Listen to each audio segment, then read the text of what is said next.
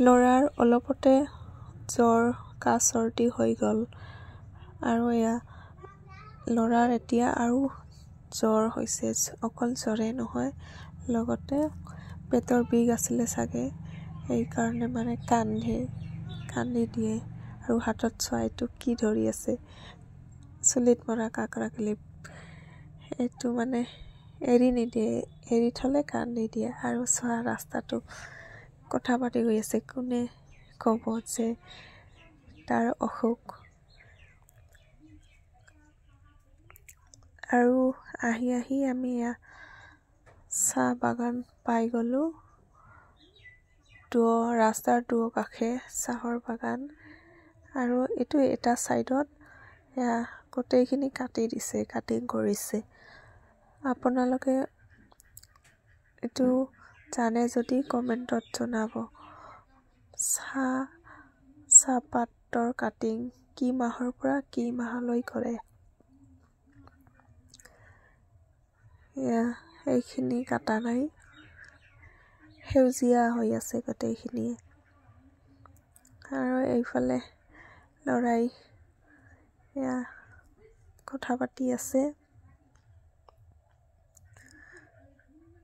তাৰপিছতে আমি আহি এঠাইত ৰ'ব লগা হ'ল অলপ টাইমৰ কাৰণে।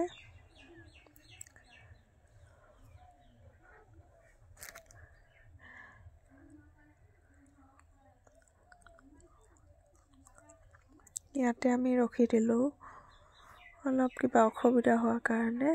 তাৰপিছতে আমি আৰু গৈ থাকিলোঁ। দুয়োকাষে সেউজীয়া দেখিলেই ভাল লাগে। তাৰপিছতে আমি টাউন আহি পালোঁ। এইটো ষ্টাইল বাজাৰ। কোনে কোকৰাঝাৰৰ পৰা চাই আছা কমেণ্টত জনাব। আৰু ভি মাৰ্ট, তাৰপিছতে অভাৰ ব্ৰিজ।